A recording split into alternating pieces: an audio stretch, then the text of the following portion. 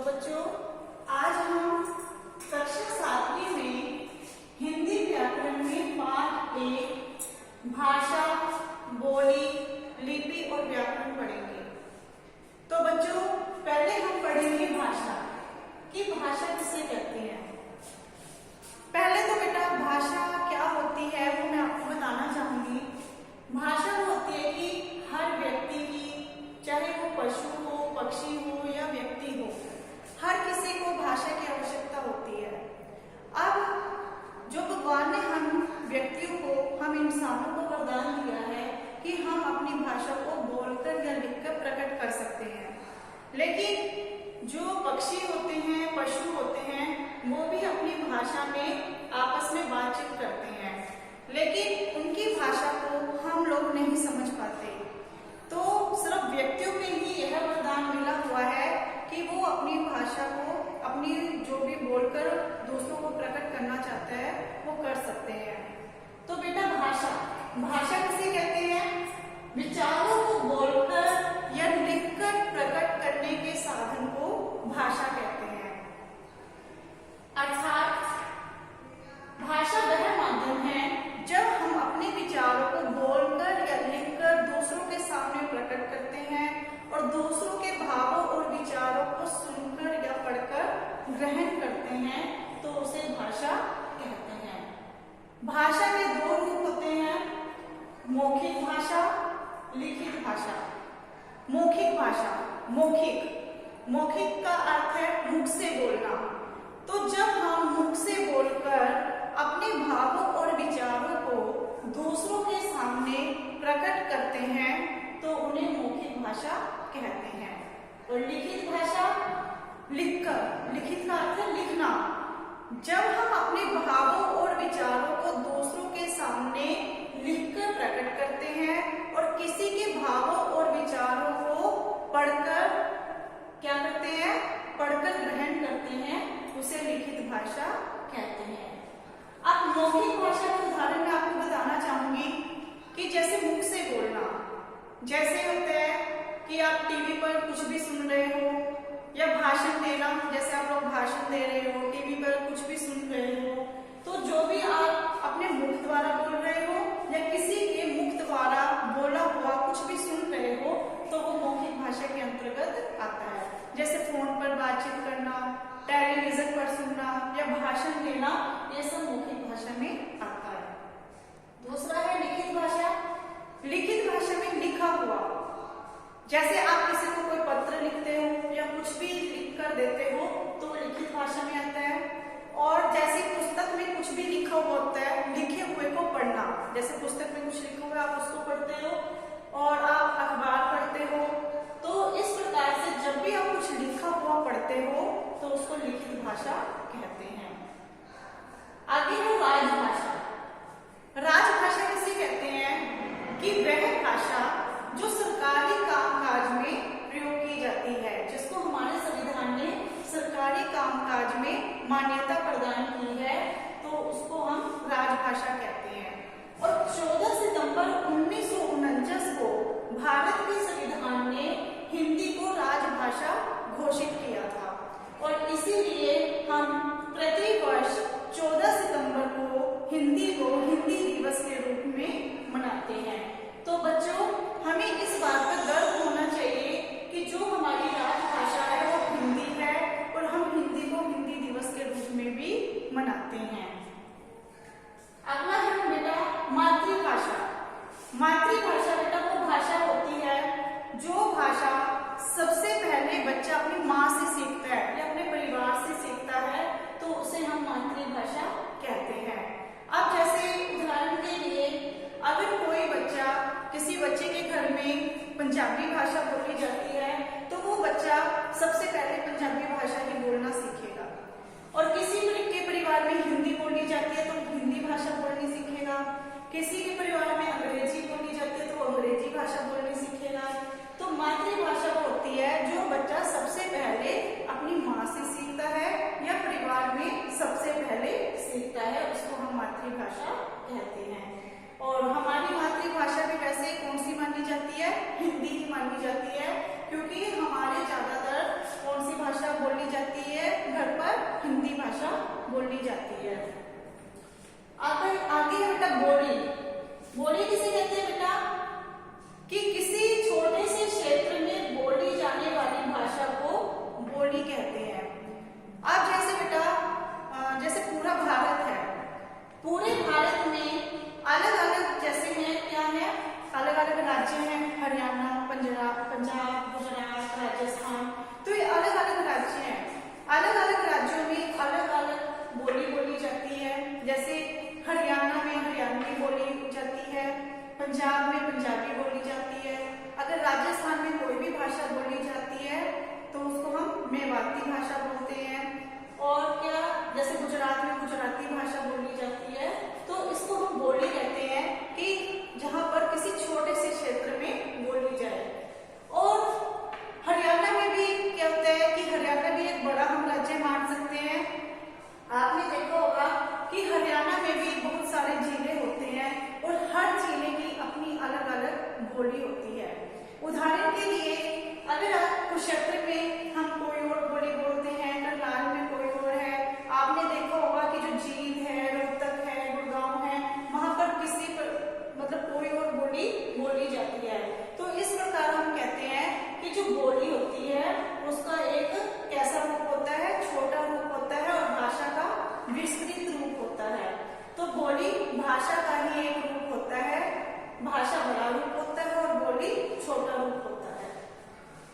आगे है लिपि। लिपि किसे कहते हैं बेटा? मौखिक ध्वनियों को लिखकर प्रकट करने के लिए निश्चित किए गए चिन्हों को लिपि कहते हैं। अब मैं आपको बताना चाहूंगी कि लिपि होती क्या है। लिपि जैसे हम मुख से कुछ भी बोलते हैं और जब हम उसको लिखकर प्रकट करते हैं, आज जब हम उसको अलग अलग भाषा में लिखते हैं, आपने देखा होगा कि जब आप हिंदी में कुछ बोलते हैं और उसको लिखते हैं तो आप हिंदी वाले जो शब्द है, अक्षर है, उसको प्रयोग करते हो। जैसे ए, आ, ई। तो इस प्रकार से आप उसको लिखते हो। तो हिंदी में ऐसे लिखा जाता है। अगर आप अंग्रेजी भाषा में कुछ लिख रहे हो तो उसको आप कैसे लिखते हो? ए, बी, सी, डी, इस प्रकार से लिखते हो। और पंजाबी भाषा भी अपनी ही भाषा में लिखी जाती है, उसके कुछ और शब्द होते हैं। तो जब हर भाषा के अपने अलग अलग शब्द होते हैं और उसके लिए जिन चिन्हों को निर्धारित किया गया है उन्हें हम लिपि कहते हैं। अब जो लिपि है, विश्व में इतनी काफी बहुत सारी भाषाएं हैं और उन सबकी अलग अलग लिपि है। तो यहाँ पर कुछ ऐसी कुछ विभिन्न भाषाएं दी गई हैं और जिनकी लिपि मैं आपको बताना चाहूंगी कि कौन सी भाषा की कौन सी लिपि है। जैसे हिंदी, संस्कृत और मराठी, इनकी लिपि कौन सी है? देवनागरी। क्योंकि आपने देखा होगा कि आप हिंदी या संस्कृत या मराठी अगर कोई भी भाषा लिखते हो तो वो उनका जो लिखने का ढंग होता है वो एक जैसा ही होता है। उसको आप हिंदी के अक्षरों में ही लिखते हो, तो इसीलिए वो लिपि कौन सी होती है? जब हम हिंदी के अक्षरों में कुछ भी लिखते हैं तो उसको हम देवनागरी बोलते हैं। तो इसीलिए हिंदी, संस्कृत और मराठी की लिपि देवनागरी। इसी प्रकार नेपाली, गुजराती, कोंकणी, ये जो तीन भाषाएं हैं इनकी लिपि भी कौन सी है?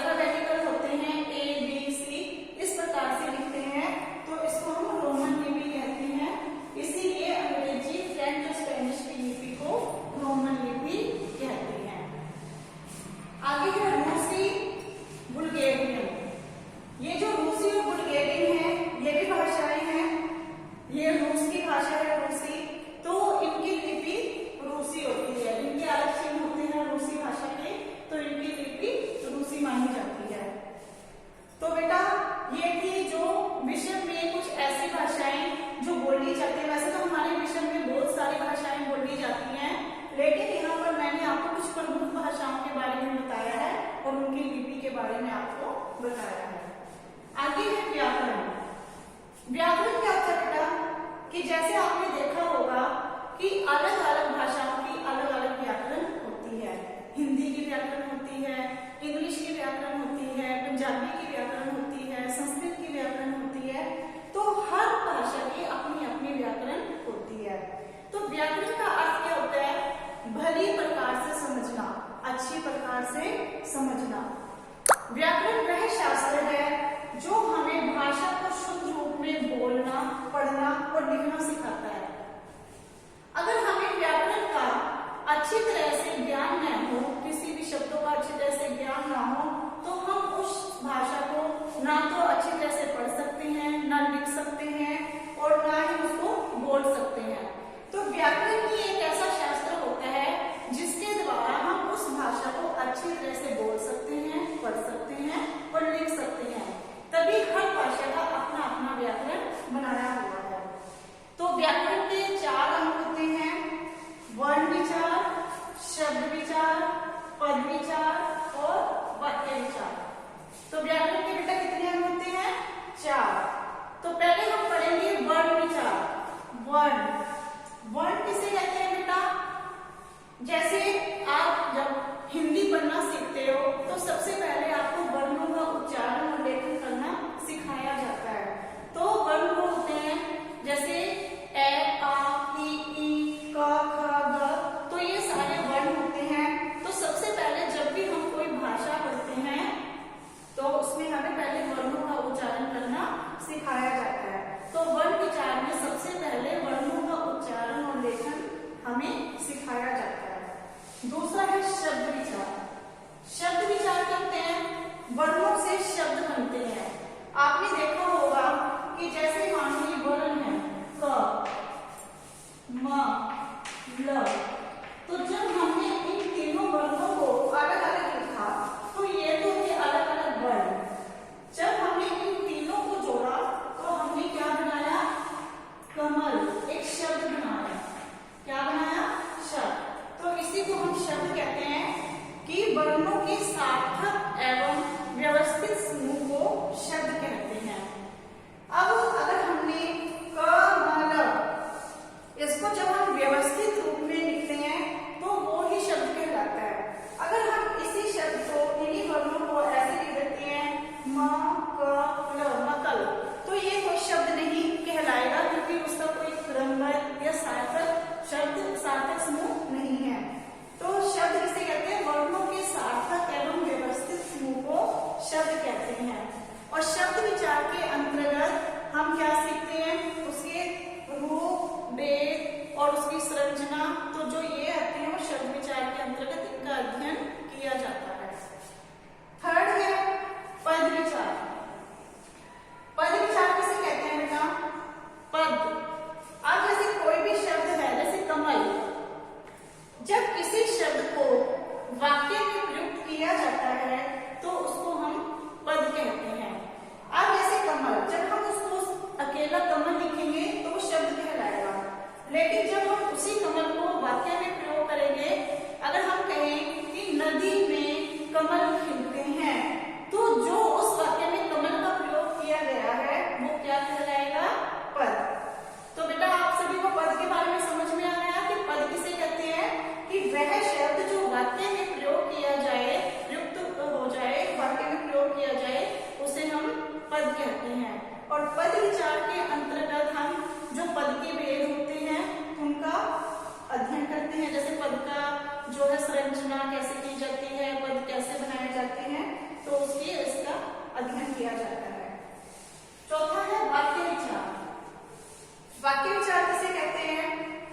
शब्दों के सार्थक एवं व्यवस्थित समूह को वाक्य कहते हैं। अभी जैसे मैंने आपको उदाहरण बताया था, नदी में कमल खिलते हैं, तो जब हमने उसको अलग अलग लिखा, अगर हम उसको लिखे नदी, कमल, खिलना,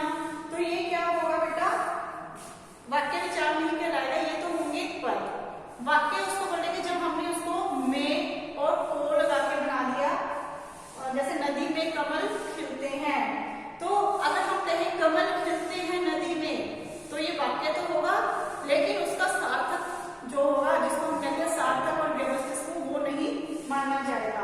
तो व्यवस्थित एवं सार्थक समूह को ही वाक्य कहते हैं।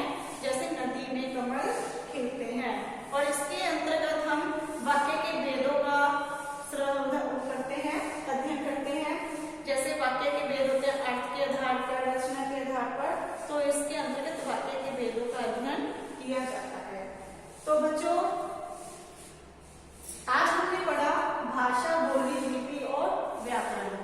तो आप सभी को ये जो पाठ है अच्छे से समझ में आ गया होगा।